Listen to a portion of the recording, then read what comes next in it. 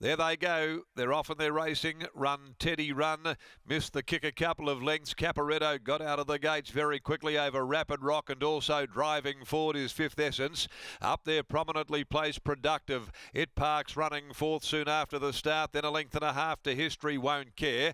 On its inside next of all is Passion Prince when they sort themselves out by the 1,000. Swift Talker over on the outside, improving from Zorbrist. Further back in the field then came Sub 6. With two behind it, their Run Teddy Run, and also back there Too Much Talk is Stone Motherless last.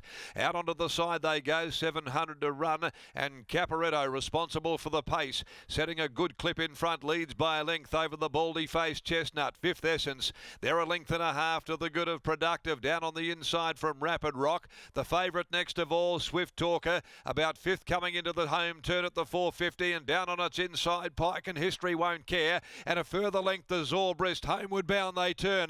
Caporetto's the leader, about two in front. On the outside, still battling is Fifth Essence. In fact, it's coming at this leader, and further back History Won't Care, coming right between them now. Pike sees a bit of daylight, rushes. History Won't Care through at the 100 mark, grabs the lead. Zorbrist down the outside, and then Too Much Talk, but Pike ends the day with a touch of brilliance, and History Won't Care wins well. History Won't Care from a tight three-way go for second between Fifth Essence, wide out running on Too Much Talk after being last on the corner. Between them Zorbrist.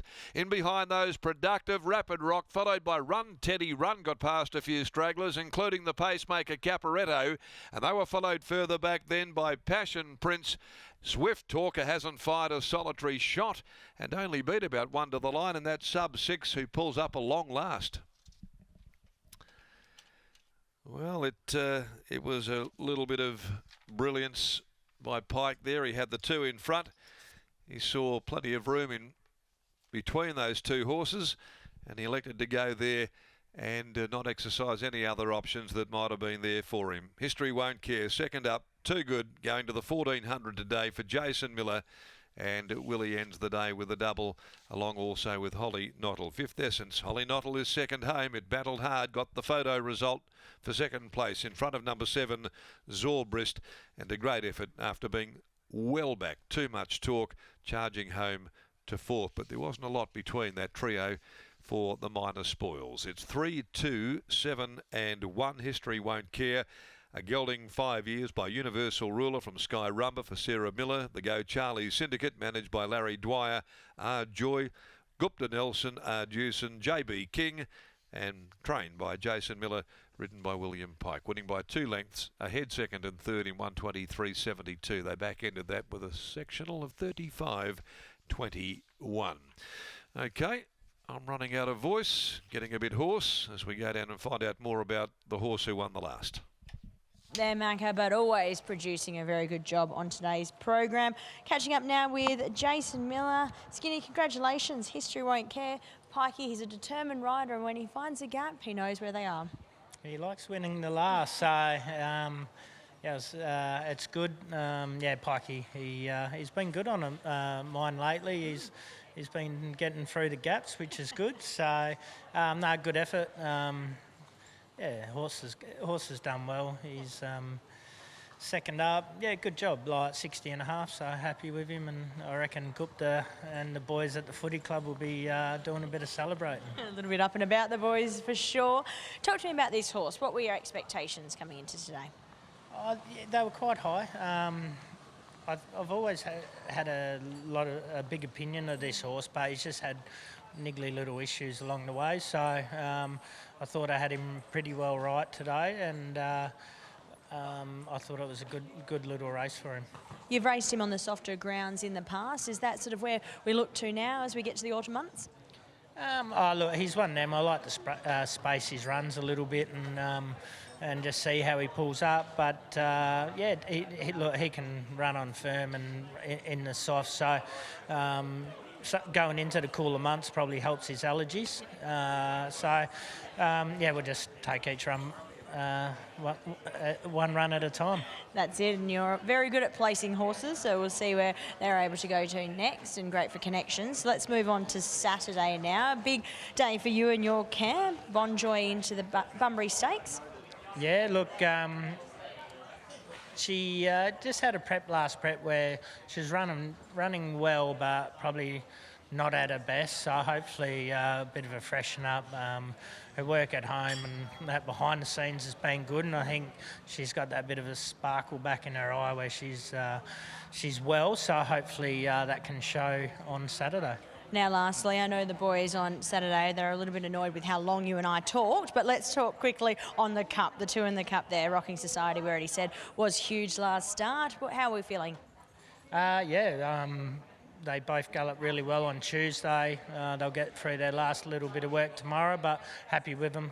They've done well and trained on well. Stable's doing great things. Continue the great work. See you Saturday. Thank you. There's Jason Miller. Here's Willie Pike. Willie Pike's going to join us now. History won't care. Willie, earlier on when we talked about Sentimental Legend, it was actually quite similar with this horse on that day at Bunbury. He was chasing from a long way out with a leader that just never stopped. Yeah, that's right. That's sort of customary of Bunbury these days. It's quite hard to catch him if they get a cheap sectional up front. I think in both cases, both horses run really good sectionals. Disappointed to come away being beaten, and maybe in hindsight the runs were good enough. They couldn't do much more on the day. Today he gets out to 1,400 metres, and at the top of the home straight, the choice is there, inside, outside. Well, I actually wanted to come out, but he lugs in a little bit, and I was fighting him, trying to come out, and then in the end I sort of had to go where fate took me, and it was always there. I don't know why I was resisting it, but it's just always when the outside option's there, you always try and take it. But other than that, it was all pretty smooth sailing. Good luck on the weekend, mate. Well done. Thank you. There's Willie Pike. He combines with Jason Miller, and History Won't Care taking out the last here. 3, 2, 7 and 1, the numbers of what's been a nice day of racing, Scott. It's obviously cooled off a lot now. It was very warm at the start of today's program. We had the big gaps as well, and a few horses definitely to take out of this program. Searching Times, yet again, another very good victory. Yeah, she's the one to really take away from today's program. I mean, everybody already knew that she was going to be hard to beat coming into today, but she's now made it 3 wins in the campaign, and Summer Dixon's done the right thing by her. She's gone from a maiden to a Class 1 to a Class 3.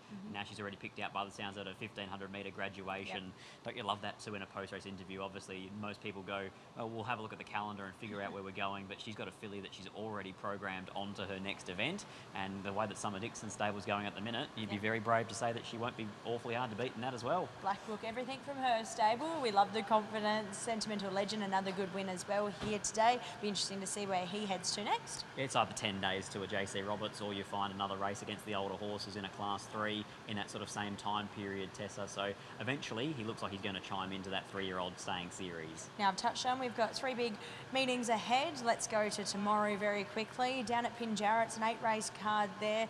5 maidens. Often we see that on these Thursday programs, but your best bet's out at tomorrow's program. Desert Aura, thought she was really good in her first 2 runs of her career. Lucy Fury jumps aboard tomorrow for trainer Michelle Hagley. And then the last, I think that Prawns 11 can lead them a merry dance and make it 2 from 3 since returning here to Brock-Lewthwaite in WA. Very good. And then all the action we'll be bringing you down at Bunbury as well on Saturday. But for now, from Scott and I, it's good night from Belmont Park.